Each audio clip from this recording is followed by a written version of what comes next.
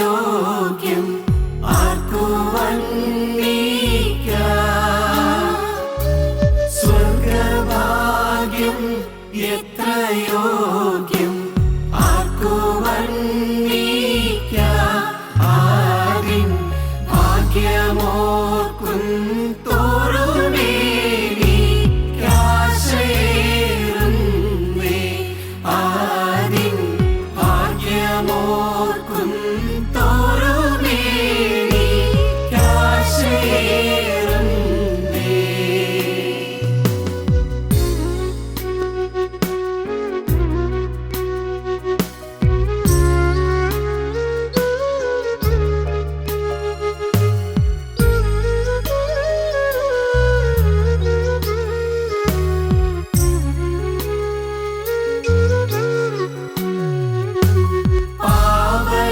പാവലോകത്തിൽ കിടന്നു പാടുപേടുന്ന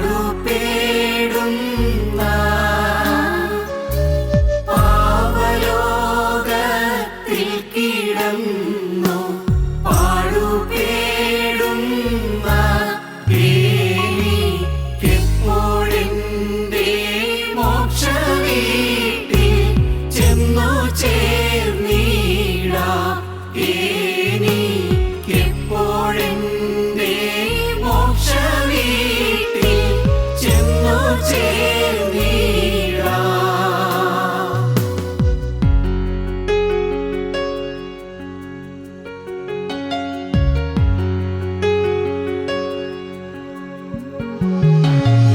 മുൻപേ മുൻപേ പോയിടുന്നു ഭാഗ്യമുള്ളവർ.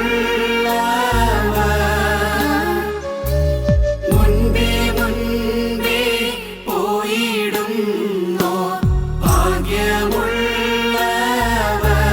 മണ്ണിലുള്ള കഷ്ടതകൾ നീങ്ങി സ്വസ്ഥരായവർ. മണ്ണിലുള്ള കഷ്ടതകൾ നീങ്ങി സ്വസ്ഥരായവർ.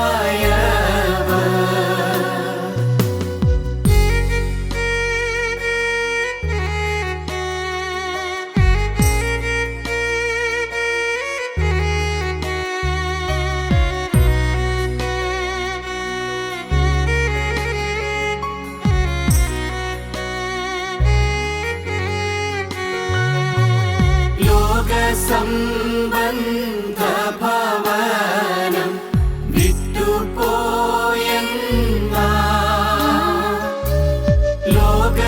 ലോകസംബന്ധ ഭവനം വിട്ടുപോയെന്നാ. മോക്ഷേ കൈകളാൽ തീർക്കാത്ത വീട്ടിൽ പാർത്തിടാമല്ലോ. മോക്ഷേ കൈകളാൽ തീർക്കാത്ത വീട്ടിൽ പാർത്തിടാമല്ലോ.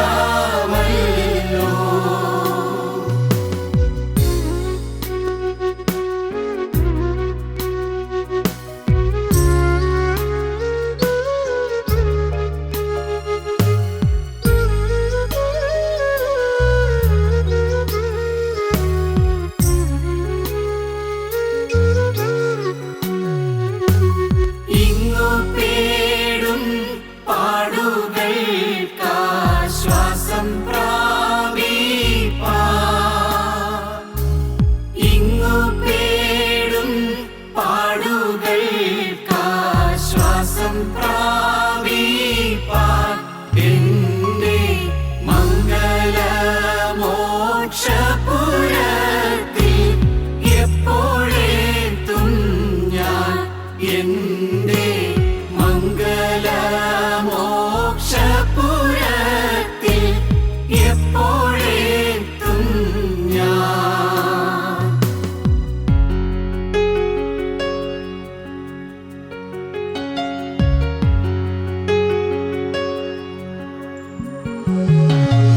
പ്രാവിനെ പോ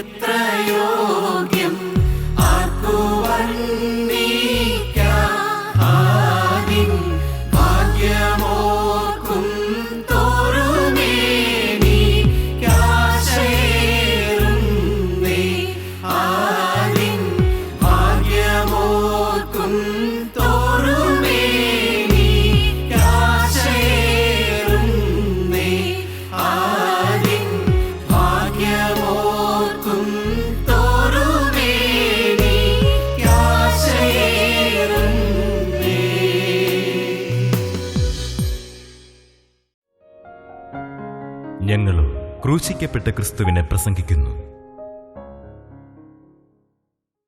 ദൈവ തിരുനാമത്തിന് മഹത്വം ഉണ്ടാകട്ടെ. യെശയ്യാ പ്രവാചകന്റെ പുസ്തകം 2-ാം അധ്യായം 2-3 വാക്യങ്ങൾ.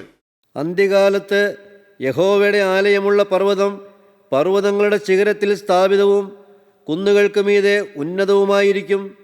സകല ജാതികളും അതിലേക്ക് ഒഴുകിച്ചെല്ലും.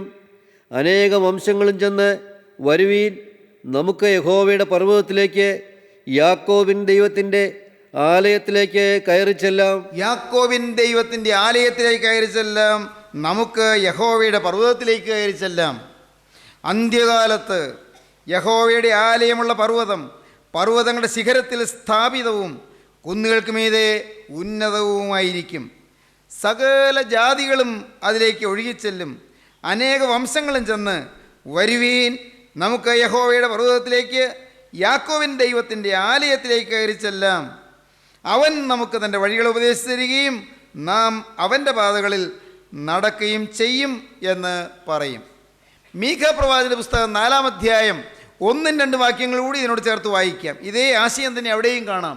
മീഖാ പ്രവാചകന്റെ പുസ്തകം 4-ാം അധ്യായം 1-2 വാക്യങ്ങൾ. പഴയ നിയമത്തിൽ 878 പേജ് 878. അന്ത്യകാലത്ത് യഹോവയുടെ ആലയമുള്ള പർവ്വതം പർവ്വതങ്ങളുടെ ശിഖരത്തിൽ സ്ഥാപിതവും കുന്നുകൾക്ക് മീതെ ഉന്നതവുമായിരിക്കും. ജാതികൾ അതിലേക്ക് ഒഴുകിച്ചെല്ലും. അനേക വംശങ്ങളും ചെന്ന് വരുവീൻ, നമുക്ക് യഹോവയുടെ പർവ്വതത്തിലേക്കും യാക്കോബിൻ ദൈവത്തിൻ്റെ ആലയത്തിലേക്കും കയറി ചെല്ലാം. വരുവീൻ, നമുക്ക് യഹോവയുടെ പർവ്വതത്തിലേക്കും യാക്കോബിൻ ദൈവത്തിൻ്റെ ആലയത്തിലേക്കും കയറി ചെല്ലാം. പർവ്വതങ്ങളെക്കുറിച്ച് നാം പഠിച്ചു വരികയാണ്. ഉത്തരഗിരിയായ സിയോൻ പർവ്വതം, ജീവനുള്ള ദൈവത്തിൻ്റെ നഗരമായ സ്വർഗീയ സിയോൻപുരി, സ്വർഗീയ രാജാധിരാജാവിൻ്റെ അന്തഃപുരമുള്ള, രാജാവിൻ്റെ അരമനകളുള്ള, രാജാവിൻ്റെ കൊട്ടാരമുള്ള സ്വർഗീയ സിയോൻ പർവ്വതം, സ്വർഗം, നിത്യസ്വർഗം. അതൊരു വലിയ പ്രത്യാശയാണ്, അതൊരു വലിയ ഭാഗ്യകരമായ പ്രത്യാശയാണ്. ഇതെല്ലാം താൽക്കാലികം, എല്ലാം ക്ഷണികം. അപ്പോസ്തലൻ അതുകൊണ്ടല്ലേ പറഞ്ഞത്, സെൻറ്റ് പോൾ പറഞ്ഞത് എന്താണ്? നമ്മിൽ വെളിപ്പെടുവാനുള്ള തേജസ് വിചാരിച്ചാൽ ഈ കാലത്തിലെ കഷ്ടങ്ങൾ സാരമില്ല എന്ന് ഞാൻ എണ്ണുന്നു. വലിയൊരു തേജസ് നമുക്ക് വേണ്ടി ഒരുക്കി വച്ചിരിക്കുന്നു. വലിയൊരു തേജസ് ദൈവം തന്നെ സ്നേഹിക്കുന്നവർക്ക് ഒരുക്കിയിട്ടുള്ളത് കണ്ണ് കണ്ടിട്ടില്ല, ചെവി കേട്ടിട്ടില്ല, ഒരു മനുഷ്യൻ്റെ ഹൃദയത്തിൽ നിരൂപിച്ചിട്ട് പോലുമില്ല. മനുഷ്യൻ ചിന്തിക്കാൻ പറ്റുന്നതല്ല ദൈവം കരുതിയിരിക്കുന്നത്. മനുഷ്യന് ഊഹിക്കാൻ പറ്റിയതല്ല ദൈവം നമുക്ക് വേണ്ടി കരുതിയിരിക്കുന്നത്. ഒരു മനുഷ്യൻ്റെ ഹൃദയത്തിൽ സങ്കല്പിക്കാൻ സാധിക്കാത്തത്, ഒരു മനുഷ്യൻ്റെയും ഭാവനയിൽ ഒന്ന് ചിന്തിച്ച് സ്വരൂപിക്കാൻ സാധിക്കാത്തത്, ആർക്കും നിരൂപിക്കാൻ കഴിയാത്തത് ദൈവം തന്നെ സ്നേഹിക്കുന്നവർക്ക് ഒരുക്കിയിട്ടുള്ളത് കണ്ണ് കണ്ടിട്ടില്ല, ചെവി കേട്ടിട്ടില്ല, ഒരു മനുഷ്യൻ്റെയും ഹൃദയത്തിൽ നിരൂപിച്ചിട്ട് പോലുമില്ല. ദൈവജനമേ, നമുക്ക് വേണ്ടി സ്വർഗീയ സൗഭാഗ്യങ്ങൾ കരുതി വച്ചിരിക്കുന്നു. നമ്മിൽ വെളിപ്പെടുവാനുള്ള തേജസ് വിചാരിച്ചാൽ ഈ കാലത്തിലെ കഷ്ടങ്ങൾ സാരമില്ല എന്ന് ഞാൻ എണ്ണുന്നു. ദൈവത്തിന് സ്തോത്രം. ഇവിടെ കഷ്ടതയുണ്ട്, ഇവിടെ ദുരിതമുണ്ട്, ഇവിടെ രോഗമുണ്ട്, ഇവിടെ കണ്ണീരുണ്ട്, ഇവിടെ ആവലാധിയുണ്ട്, ഇവിടെ പൈസയുടെ ഞെരുക്കമുണ്ട്, കടബാധ്യതയുണ്ട്, ഇവിടെ പരസ്പരം പോരടിക്കലുണ്ട്, ഇവിടെ കുറ്റാരോപണങ്ങളുണ്ട്, ഇവിടെ തെറ്റിദ്ധാരണകളുണ്ട്, ഇവിടെ മിഥ്യ അപവാദങ്ങളുണ്ട്, ഇവിടെ എന്തെല്ലാം പ്രതിസന്ധികളും പ്രശ്നങ്ങളുമാണ്.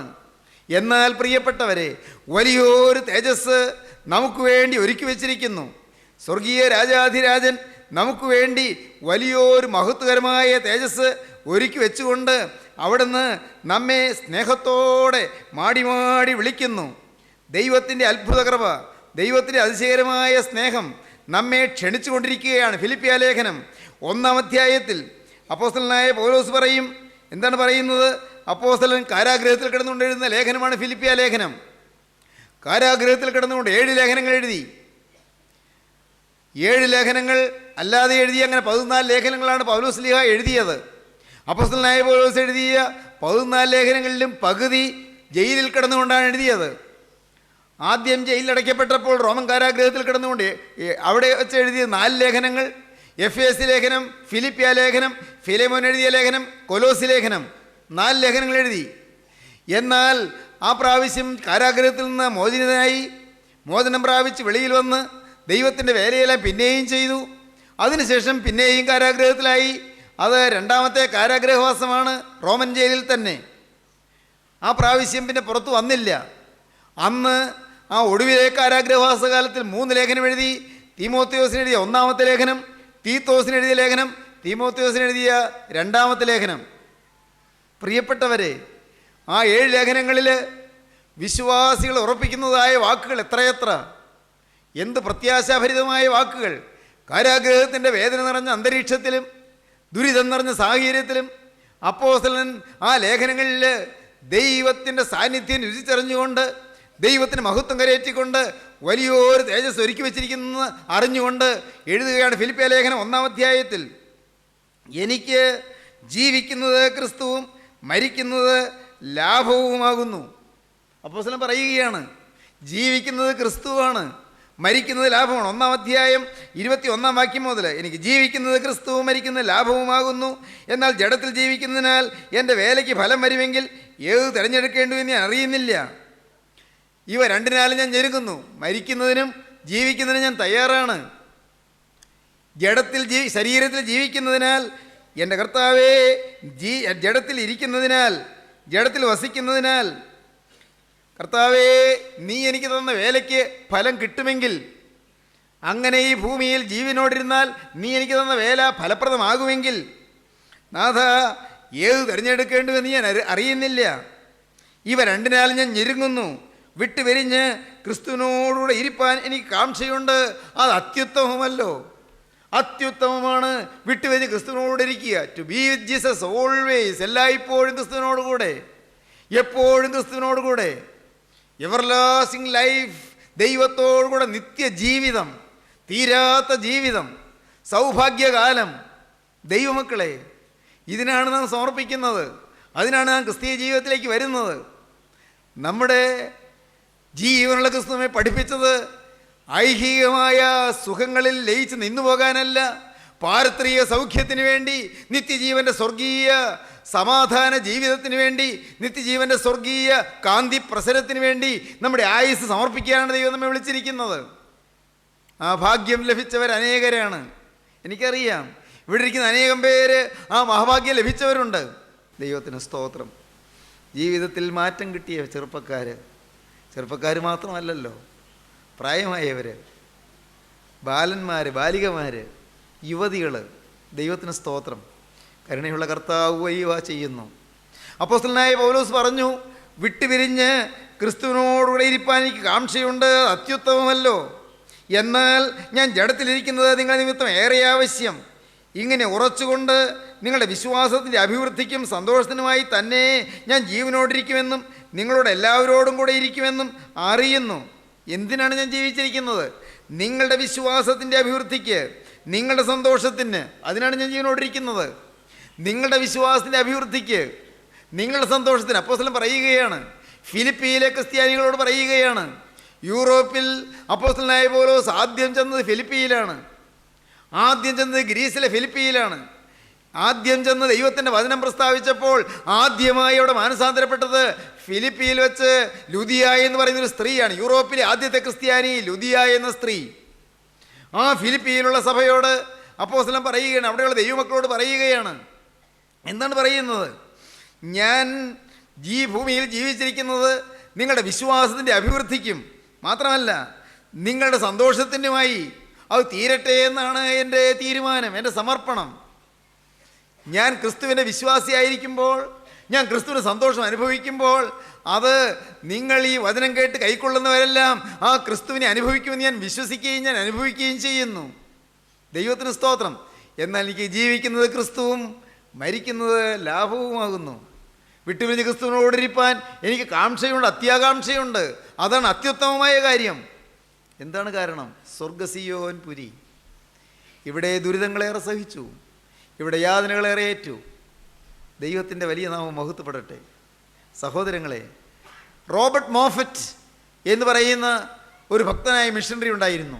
Robert Moffat. അദ്ദേഹം സ്കോട്ട്ലൻഡിൽ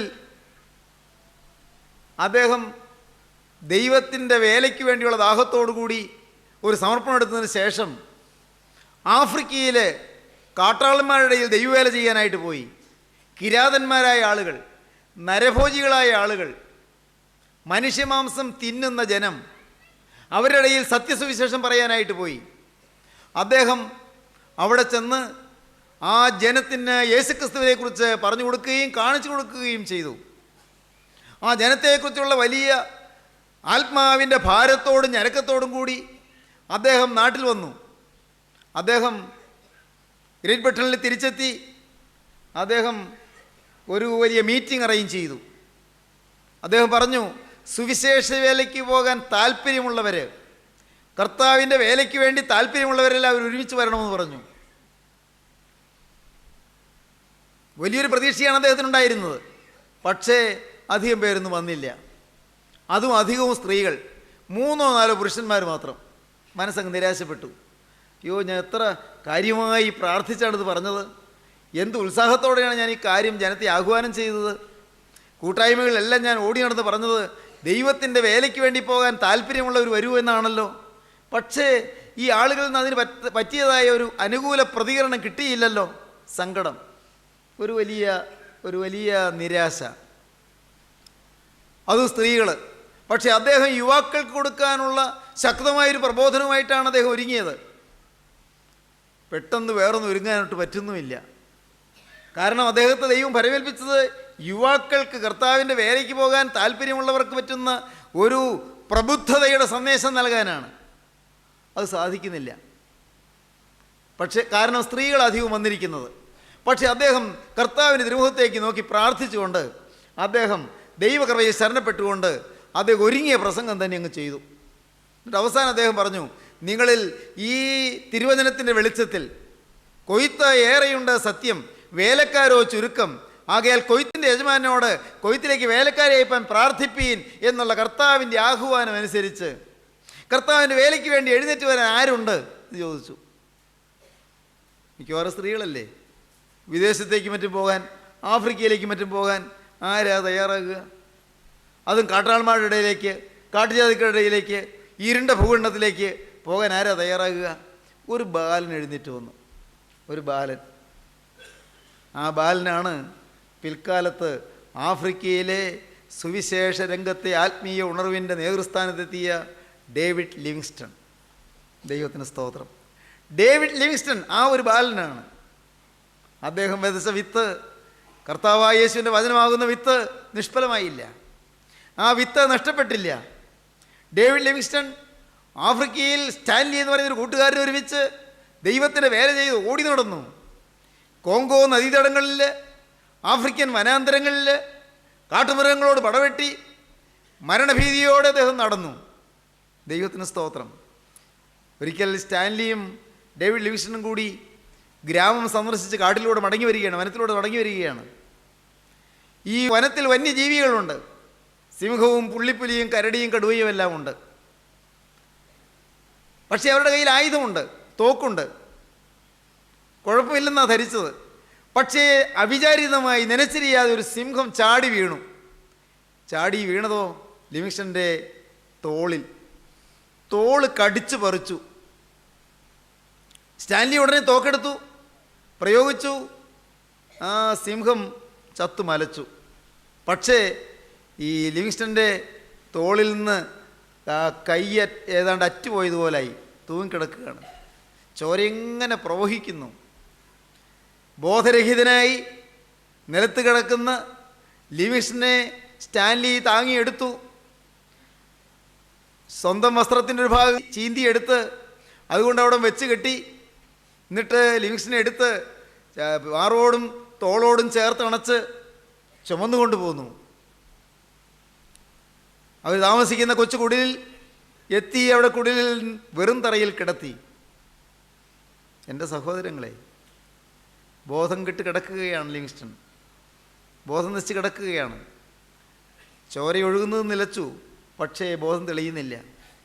സ്റ്റാൻലി അന്തം വിട്ട് നിന്നു.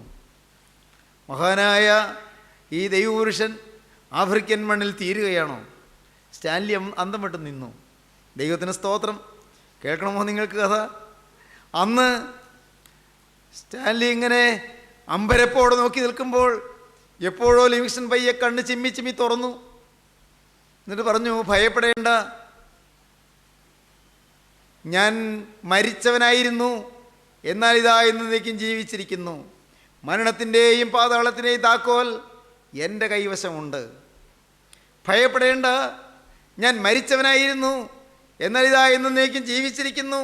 മരണത്തിൻ്റെയും പാതാളത്തിൻ്റെയും താക്കോൽ എൻ്റെ കൈവശമുണ്ട്. എന്തൊരു പ്രത്യാശ! യേശുക്രിസ്തു പറഞ്ഞ ആ വാക്ക്, വെളിപ്പാട് പുസ്തകം 1-ാം അധ്യായത്തിലുള്ളതായ വാക്ക്, ആ വാക്ക് ലിവിങ്സ്റ്റൺ അന്ന് ആത്മവിവശതയിൽ അപ്പോസ്തലനായ യോഹന്നാൻ കേട്ടതായ ആ വാക്ക്, പത്മോസ് ദ്വീപിൽ കേട്ടതായ വാക്ക് ലിവിങ്സ്റ്റൺ ഉച്ചരിച്ചുകൊണ്ട് ലിവിങ്സ്റ്റൺ നല്ല പുഞ്ചിരിയോടെ കണ്ണ് ചിമ്മി തുറന്ന് അത് പറഞ്ഞു. പിന്നെയും കണ്ണടച്ചു. തീർന്നില്ല, ആ ജീവിയോട് അവസാനിച്ചില്ല. പിന്നെയും ദൈവം കൃപ ചെയ്ത് ആയുസ് നീട്ടിക്കൊടുത്തു. ആയുസ് നീണ്ടു കിട്ടി. നടന്നെന്താണെന്നറിയാമോ? കാലങ്ങൾ കഴിഞ്ഞ് 1873 മെയ് മാസത്തിൽ ലിവിങ്സ്റ്റൺ അന്ന് പ്രാർത്ഥിച്ചുകൊണ്ടിരുന്നപ്പോൾ കർത്തൃസന്നിധിയിലേക്ക് ചേർക്കപ്പെട്ടു. മൺമറഞ്ഞു, മരിച്ചു. ലിവിങ്സ്റ്റൻ്റെ ഡെഡ് ബോഡി വെസ്റ്റ്മിൻസ്റ്റർ ചർച്ചിൽ കൊണ്ടുവന്ന്, അവിടുത്തെ സെമിത്തേരിയിൽ കൊണ്ടുവന്ന് സംസ്കരിക്കുന്ന സമയത്ത് ഒരു ധനാഢ്യനായ മനുഷ്യൻ ഏങ്ങലടിച്ച് കരഞ്ഞുകൊണ്ട് നിൽക്കുന്നു. വലിയ ധനികനായ ഒരു മനുഷ്യൻ കരഞ്ഞുകൊണ്ട് നിൽക്കുന്നു. ഒരാൾ ചോദിച്ചു, ഈ വലിയ പണക്കാരനായ മനുഷ്യൻ കരയുന്നു, നിങ്ങളെന്താ കരയുന്നത്? നിങ്ങൾ തമ്മിലെന്താ? ഈ ലിവിങ്സ്റ്റൺ മരിച്ചതുകൊണ്ടല്ല ഞാൻ കരയുന്നത്. ലിവിങ്സ്റ്റൺ ഞാനും ഒരേ ഗ്രാമത്തിൽ ജനിച്ചവരാണ്, ഞങ്ങൾ ഒരേ സ്കൂളിൽ പഠിച്ചവരാണ്, ഞങ്ങൾ ഒരേ പ്രായമുള്ളവരാണ്. എന്നാൽ ലിവിങ്സ്റ്റൺ ദൈവത്തിൻ്റെ വേല തിരഞ്ഞെടുത്ത് ക്രിസ്തുവിനായി ജീവിതം സമർപ്പിച്ച് ഇറങ്ങി പുറപ്പെട്ടു. ഞാനോ വലിയൊരു ബിസിനസ് സാമ്രാജ്യം കെട്ടിപ്പടുത്തു, വലിയൊരു കമ്പനിയുടെ ഉടമയായി മാറി.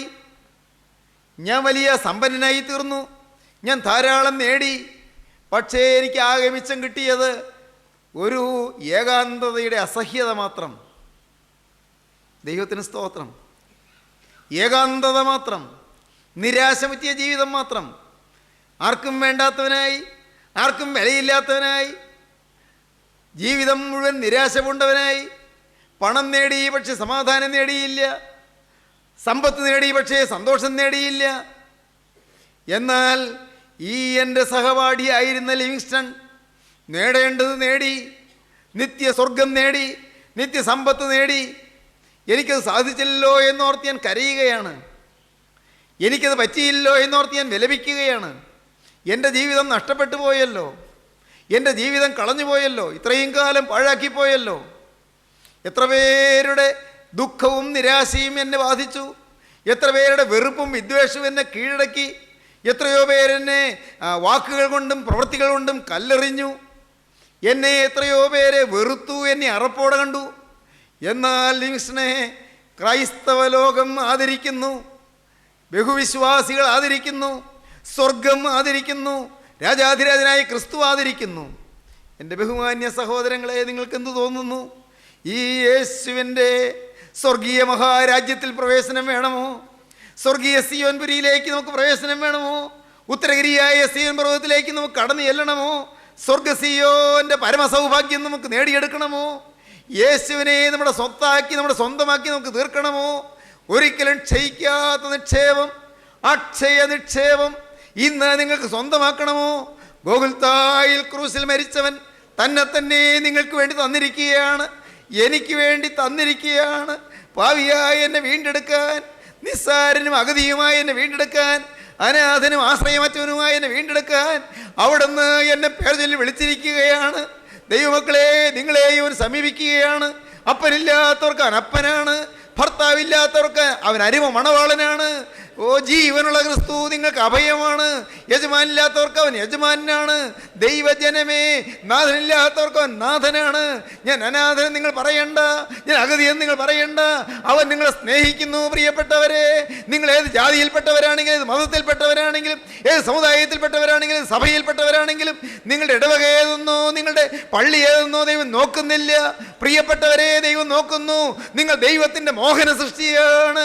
നിങ്ങൾ വിശേഷ ബുദ്ധിയുള്ള മനുഷ്യനാണ്. വിളിക്കുകയാണ്. നിങ്ങൾ മനുഷ്യത്വം പ്രാപിപ്പീൻ, നിങ്ങൾ ദൈവീകരായി തീരുവീൻ, മനുഷ്യൻ ദൈവീകനായി തീരുന്ന സൗഭാഗ്യം നേടുവീൻ, സ്വർഗീയ രാജാധിരാജന്റെ സ്വരൂപം പ്രാപിപ്പീൻ, അവനോട് നിങ്ങൾ ഒത്തുചേർന്നുള്ള പുതിയ ജീവിതം തുടങ്ങുവീൻ. പാപമില്ലാത്ത ജീവിതം, അഴുക്ക് പറ്റാത്ത ജീവിതം, നാളെ വരെ ഒന്നുപോയ സകല പാപങ്ങളും ക്ഷമിച്ചു തരുന്ന ക്രിസ്തുവിന്റെ തിരുരക്തം തരുന്ന ആ ഭൗമ സമ്പത്ത് നേടിയെടുത്തുകൊണ്ട് ദൈവരാജ്യത്തിന്റെ കെട്ടുപണിക്കായി നിങ്ങൾ ചെലവഴിക്കപ്പെടുവാൻ വിട്ടുകൊടുക്കുവീൻ. സമർപ്പിക്കുവീൻ. നമുക്ക് തീരുമാനിക്കാം, നമുക്ക് സമർപ്പിക്കാം. കരുണയുള്ള കർത്താവേ, ജീവനുള്ള ദൈവമേ, ഈ മനോഹരമായ സമയത്തിനായി ഞങ്ങൾ നിന്നെ സ്തുതിക്കുന്നു. ജീവദായകമായ തിരുമൊഴികൾക്കായി ഞങ്ങൾ നിന്നെ സ്തുതിക്കുന്നു. കരുണയുള്ള കർത്താവേ, സ്വർഗീയ സിയോനിലേക്ക് ഞങ്ങളെ വിളിക്കുന്നതിനായി ഞങ്ങൾ സ്തുതിക്കുന്നു. സിയോന്റെ പടിവാതിലുകൾ ഞങ്ങൾക്ക് വേണ്ടി തുറന്നു വെച്ചിരിക്കുന്നതിനായി ഞങ്ങൾ നിന്നെ സ്തുതിക്കുന്നു. ദാദാ, സ്വർഗീയ സിയോന്റെ ഗോപുരങ്ങൾ ഞങ്ങൾക്ക് വേണ്ടി ഒരുക്കപ്പെട്ടിരിക്കുന്നതിനായി ഞങ്ങൾ നിന്നെ സ്തുതിക്കുന്നു. എൻ്റെ നാഥ, നിന്റെ മക്കളെ അനുഗ്രഹിക്കണമേ. വചനം കേട്ട് എല്ലാവരെയും വാഴ്ത്തണമേ. മനഭാരത്തിലിരിക്കുന്നവരെ ആശ്വസിപ്പിക്കണമേ. രോഗികളെ സൗഖ്യമാക്കണമേ. ദുഃഖത്തിലും ഞെരുക്കത്തിലും കഴിയുന്നവർക്ക് സമാധാനവും ശാന്തിയും നൽകണമേ. കുടുംബങ്ങളിലേക്ക് ശാന്തിയും സമാധാനവും പറന്നെത്തണമേ. ദാദാ, പരിശുദ്ധാത്മാവ് എല്ലാവരെയും തൊടണമേ, എല്ലാവരെയും സ്പർശിക്കണമേ. പാവം വിട്ടുള്ള ജീവിതത്തിനുള്ള സൗഭാഗ്യം എല്ലാവർക്കും നൽകണമേ. എല്ലാ നന്മകളാൽ നിറയ്ക്കണമേ. സ്വർഗീയ സൗഭാഗ്യത്തിന് വേണ്ടി ഒരുക്കണമേ. മഹത്വം രാജാധിരാജന് മാത്രം, യേശുവിൻ രാജകീയ നാമത്തിൽ തന്നെ. ആമീൻ. ഹല്ലേലൂയ. ദൈവത്തിന്